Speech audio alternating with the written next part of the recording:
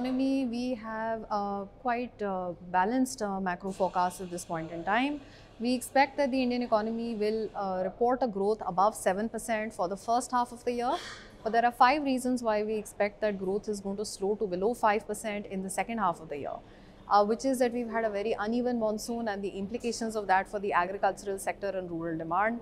Second is the cumulative impact of monetary tightening that we've seen, which still has a little bit of transmission left to play out over the next couple of quarters.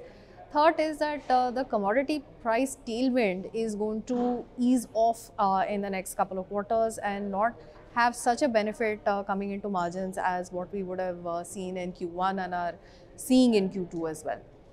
The fourth reason is that we expect that with government capex having been front loaded, as we get closer to the election cycle, we are going to naturally see government capex slowing down. And the fifth is that the global environment does not remain supportive for a pickup in exports anytime soon. So having said that, for the year as a whole, we're expecting GDP growth to come in at about 6%. And for FY25, barring some, timing mismatches related to when elections actually happen and when the next budget is presented, the baseline expectation is that Indian GDP growth will come in at 6.2% in FY25 as well.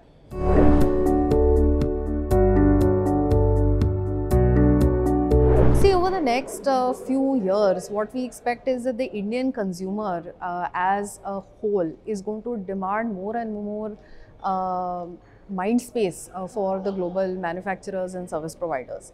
And definitely the consumption trends coming out of India are going to become more influential in the world as a whole in terms of what products do well, what are the services that are demanding. So we think that the influence and the impact of the Indian economy is only going to increase from here on out.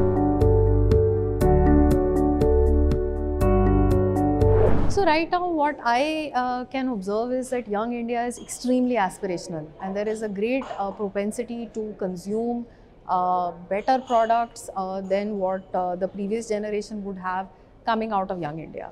But I think the challenge really is to ensure that we are able to provide meaningful employment going ahead to a larger number of people that are going to be entering the workforce.